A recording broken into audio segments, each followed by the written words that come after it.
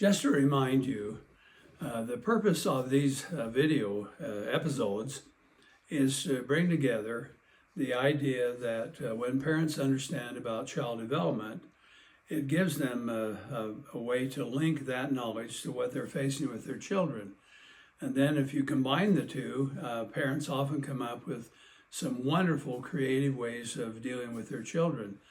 And in my background, I've seen so many, I thought that I might pass them along so that other parents could use what these creative, clever parents came up with. So to begin with, today, I want to talk to you about emotional development. Just a little bit of definition. An emotion has three parts that you want to pay attention to. One is the idea that there's an emotional state, which is your body's response or a child's response. Then there's a set of emotional displays or display rules, like how to show the emotion. And then there's a set of emotional experiences, which is what people feel within themselves. Now, the reason why emotional development is so crucial is because it's the basis of most social relationships and the knowledge, the self-knowledge that children acquire about themselves. And so it is related to their self-concept and to self-esteem. And then, just as an aside, you would probably be interested in knowing that every culture has a set of display rules. And there you learn how to express or display happiness in one culture, and it's a little different in another. And it's one of the reasons why there are some communicational challenges between different cultures and ethnic groups, by the way. And they will say, we're going to express sadness in this manner, and so on. So today, though, we're going to start with the idea that emotional development is related to self-concept and self-esteem, because emotions are the foundation for the kind of knowledge that children acquire about themselves. So if they're happy, for example, they tend to be more positive about themselves, and if they're sad or have trouble or have difficulty, then they probably have lower self-esteem. So there's a great deal of brain research, for instance, that indicates that if you wanted in the first 5 years of your child's life to just expose the children to positive emotions, happiness and love and warmth, laughter and so on, they'll actually build brain structures that they'll fill, and their lives then will have an opportunity to be more positive unless they have some trauma or other difficulties of some kind. And if you don't do that, and children are in an environment where there's threat, they have a tendency to build brain structures to match that, and so they will be in a situation where they are worried about people. So as an example, when your children go to the kindergarten, let's say, the one in the positive emotional environment will look at the teacher and think, oh, this will be fun, and she's a nice person, I hope. But the one who has negative experience will look at her and think, I better watch out for her, because she could do things to hurt me. So here's things developmentally that go on during this period. You can learn them from what I'm telling you, and then we'll talk about some clever ideas that come from that. So here's what happens. During this period of time, children are forming either a secure or an insecure attachment with their parents.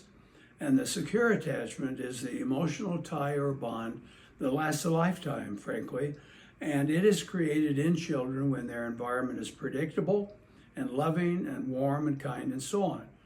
But if parents are distant, if they're not predictable, and if there's a lot of negative things, then they will learn to be insecure.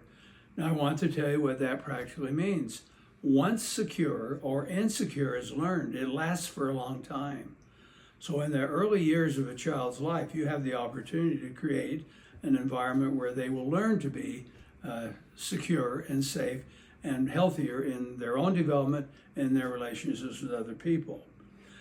So these emotions are coming along. Anxiety shows up at about 6 months, which is why they will no longer go to strangers to be held. They'll attach themselves to just 1, 2, maybe 3 people. So they're going to learn about emotions from your example. They're going to manage to try to express them. You can find children under 5 sort of talking like you talk, or when they learn to walk, they'll walk and express themselves. And they'll even have fun, at least fun for us, because a child might be crying, and then you'll say, "What's the matter?" And then he'll say, "I'm crying." And you'll say, "Well, I know you're crying, but why are you crying?" He says, "I'm sad." And then they'll tell you about that, and you're sure it's not, a huge problem. But what you want to learn to do at this point in time is to just coach your children by understanding their emotions, demonstrating a little bit of empathy and kindness and so on, and learn not to ridicule children about their emotional display. Stop that, be quiet, go to your room, and learn to understand and communicate that you understand. Well, why do that? Well, because when you have a warm and sensitive relationship with your children during the first 5 years, they tend to develop better emotional skills socially, and it helps in terms of how they feel about themselves. And they learned this. Imagine that the research about children's emotions indicates this revealing finding. People who are more vulnerable to depression likely, or the researchers have found, come from homes where there's a little less comforting. And so researchers have discovered that when parents are good at coaching, understanding, and comforting, that the children's brains believe there's an end to depression and anxiety. And when parents don't do that, they're not sure if there is an end. And later on in life, when they have a negative emotion, it just goes on, and that makes life more difficult. Now, let me give you a clever experience of one set of parents. So during this period of time, emotions are sort of fanciful, the way kids think are imaginary ideas and so on. So a father told me that one night his son, who was about 4, came to him and woke him up and said to him, "Dad, there are snakes in my bed." Now his father could have logically told him, "There are no snakes, go back to bed." But this father knew about the child's emotions. So I went with him to the bed, and when he pulled back the covers, he saw striped sheets.